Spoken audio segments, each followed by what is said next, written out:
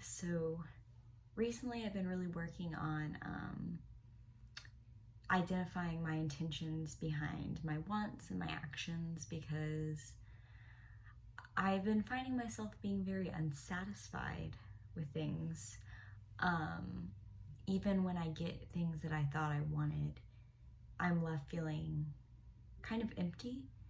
And I think going into this next semester, I'm hoping to really work on being intentional. And that is not just acting on my thoughts or assuming I know what's best for myself, but actually being like, okay, why do I want these things? And I think that's starting out with like a neutral perspective of like, okay, I'm not going to be down on myself about whether I should or shouldn't be feeling a feeling. Just kind of think, okay, let's explore, why do I have these wants? What needs are not being met by God or by my family or in life? And I think this is going to help me make better decisions that are not going to be self-destructive, because if I start chasing the rabbit hole of wanting to feel satisfied by a worldly thing, then I'm going to be even worse off than before because I've been wasting my time. So the first thing I want to do is I'm going to read Ephesians 5 verse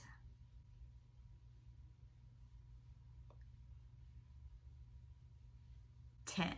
So verse 10 talks about discernment, which is kind of just saying like I was talking about, like understanding your intentions and like understanding what God wants for you. So it says, and try to discern what is pleasing to the Lord. Take no part in unfruitful works of darkness, but instead expose them. For it is shameful to even speak of the things that they do in secret. But when anything is exposed to the light, it becomes visible. For anything that becomes visible is light. Therefore it says, awake, O sleeper, and arise from the dead, and Christ will shine on you.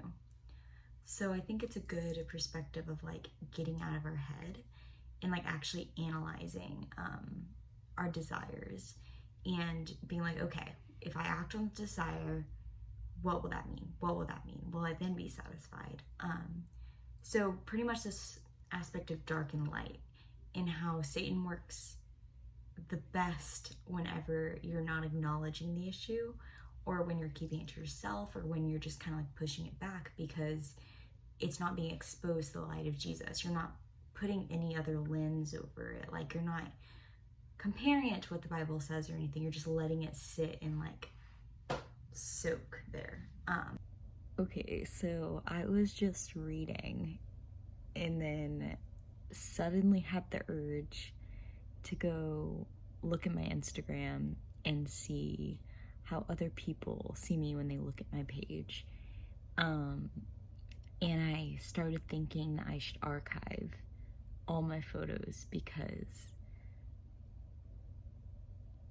I was thinking of specific people and how they saw me, and that I don't look good enough in them, and I look weird, or I'm not how I want them to perceive me. And I genuinely had to like make myself close the app, because I like use the method of like, okay, what is my intention? Do I really think that I look bad and embarrassing in all these photos, or do I just want someone to affirm me? Or do I just want to post what other people want to see so that I feel loved or wanted or desired, or all the things that I'm insecure about? So that's like a weird urge that I'm having right now. It's like, maybe if I post this story or say this thing, someone will slide up and want to talk to me. And like that's just not how I want to live my life.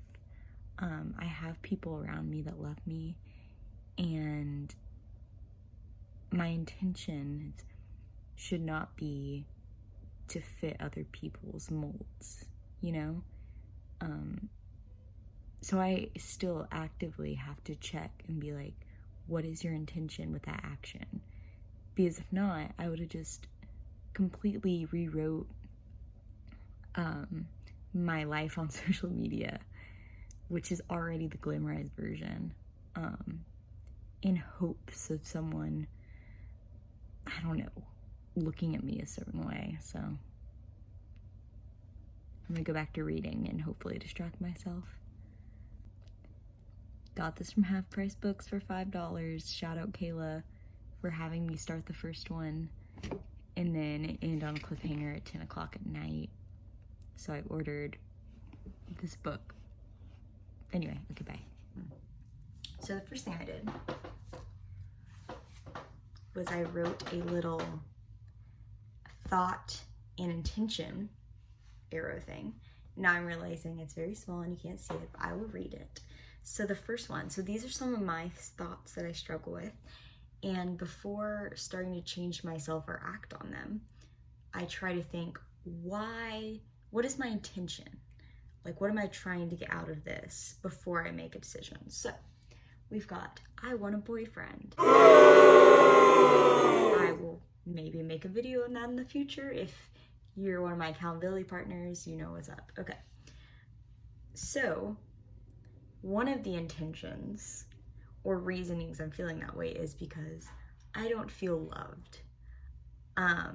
Obviously in that case, me chasing after a boyfriend is not going to leave me satisfied or leave me feeling well, because I need to feel that love from Jesus before doing things to try to like put a band-aid on that hole. And so not all of these have like a bad or a good, because obviously there's nothing wrong with wanting a boyfriend. So I also have, I would grow as a woman of God, or like, I believe God has this in plan for me right now. So those are two different kind of reasonings for the thought. There's, I have to make good grades. This probably means I need to feel affirmed to feel important, because I make school my identity. So like, do I really need to make amazing grades or make all A's? Or am I just wanting that because I'm making my identity as being a good student and not as being a Christian or as being a child of God? So before I risk my mental health to get those good grades, I need to realize my intention behind that self-destructive behavior and things like that. So we've got, I want someone to call me attractive. Keeping it real, I've been really struggling with this and being like, well, if someone just told me, I would feel better about myself. If more people just without prompting called me attractive or told me I was beautiful, I would feel better and I'd be happy, right? But if I'm like, okay, if my intention is I want someone to tell me that I'm wrong about myself and make me feel worthy, I'm setting myself up for failure by trying to chase after those things. So I need to figure out how to be satisfied where I'm at right now and not chase after that momentary high of feeling, I guess, affirmed in my physical appearance. I don't know, I'm working on that one. I want to look like her. Her can be anybody. So there's another one. I want to know what male attention feels like. Call myself out. So it's like, I don't actually, it's not ingrained into us to want to look like a certain person. And I don't think I'd actually be happier if I looked like anyone else besides myself. But my intention is like, it would be nice to know what it feels like to have that attention. And I can sit with that feeling and that reality and be like, okay, how can I comfort myself and love myself in that position without acting on trying to make myself look like someone else? So here's another one that has two branches. I want to go to an event. So either my intention could have been, I actually want to go to that event and it's something that I think would be a good idea, or FOMO, fear of missing out. or wanting others to like me. I found myself so many times this year going to things when I was exhausted and didn't want to, because I was afraid that if I didn't go, people would have fun without me and that I would miss something, or people would think I was lame, or I wouldn't make friends. And that should not be my reasoning for going to things. I should go to things because I do think it would be good for my mental health, a good experience, not out of guilt of being like, I am going to not make friends in college, or I'm gonna miss something and there's gonna be an inside joke that I'm not in on. So the last one, okay, this one's kind of different, but it's I want to volunteer.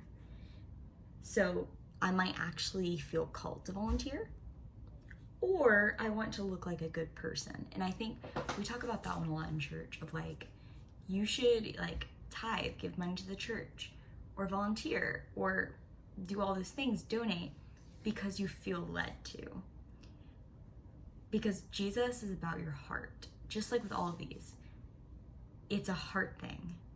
You should be doing things out of the flow of love coming out of your heart because God is overfilling you. If you're volunteering to just make people think, wow, she's volunteering, she's a good person, maybe you need to take that up with God. I'm not saying you shouldn't volunteer, because you're still going to benefit people, but I think that's a really sneaky way for Satan to like use something that's inherently good against you and kind of grow like that dark spot, and kind of let that fester, because you're doing something that's inherently selfless and making it selfish. You're getting that affirmation like I was talking about like, oh, I don't really feel like a good person. Maybe I'll go do something that'll make me feel like a good person, and then other people will see me. And instead of identifying as a child of God, you're identifying as someone who's a good person. And even if you don't want to volunteer, I think doing that and letting God get you through that is still more beneficial for your heart than doing it for the intention of self, like, I don't know, crowning yourself a good person or bringing yourself higher, because then you're like, okay, this is about me now. This isn't about God. This isn't about glorifying God or helping other people. It's about me getting another like little badge of good Christian person. I think I want to read another verse. This one is Romans 7:15. But I am of the flesh, sold under sin, for I do not understand my own actions. For I do not do what I want, but I do the very thing I hate. And I think we see this a lot with self-destructive behaviors of like, why do I keep going back to that person? Why do I keep falling into this addiction? Why do I keep doing all these things where you know they're bad for you? And just like it's saying, it's like we are flesh, we are of sinful nature, and the only way to fight against that sinful nature is to shine a light on it. Like we were reading before, you can't fight against sin if you don't acknowledge it's there. And especially if you've been a Christian for a while, it's easy for you to see the big red flags, of the immediate someone hands you a drink when you're trying to be sober. Someone asks you to have sex and you say no. Like, those are very obvious, like, yes or no to a sin or to something you're trying not to do at the moment.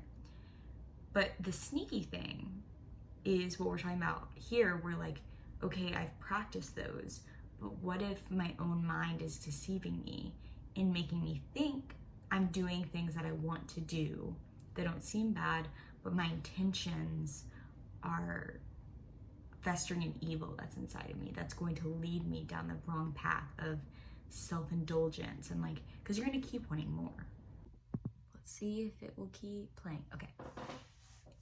Like, if a guy calls me pretty, it's going to feel good for like 0.5 seconds, and then I'm going to want more, and I'm going to want more, and I'm going to keep chasing the rabbit hole away from God, because I'm pretty much saying, hey, you dying on the cross for my sins isn't enough affirmation that I'm loved and beautiful, so bye. And even though I'm not immediately what feels like sinning by wanting that affirmation, it's a thought process that leads me to a bad spot that's going to make me look back and be like, oh my gosh, when did I leave God? When did I leave his comfort and his affirmation? And so I think things like this are what keep me from looking back and being like, how did I not see it? Like, this is where you see it. This is where you check yourself. This is where you have your thought and you pause and you shine a light on it and you're like, what am I doing? Why am I doing it? What is missing in my life? Where can I feel more satisfied? And yeah, I think that that's like a good way to start kind of figuring out where you're going to fall into sin, is by seeing it before it happens, which is not always possible. But if I go into the semester knowing I get to find my worth from school, and I shine that light on it right then, it helps me be prepared for when the battle comes. I'm putting on the armor. I'm saying, hey, look out for when the enemy is going to try to get you by defining your worth in school. So whenever those thoughts come of like, oh, well, I need to miss that, or I need to not talk to my family as much, or I need to cry over a test, be like, whoa, I'm not feeling God's presence right now. It's probably because I'm defining my worth in my school. And yeah, I don't know. It's been on my mind recently, especially with like feeling lonely and feeling insecure and feeling like I want to be like other people. And then I'm like, why do I want to do that? What's my intention? Oh, I'm not feeling appreciated. I'm not feeling affirmed. I feel like I don't have any value. And it's like, where can I find that? Oh yeah, in Jesus. And I don't know, it's a good process. Hope you are all well. It's Christmas break. It's January 9th, but hope you have a good semester. Bye.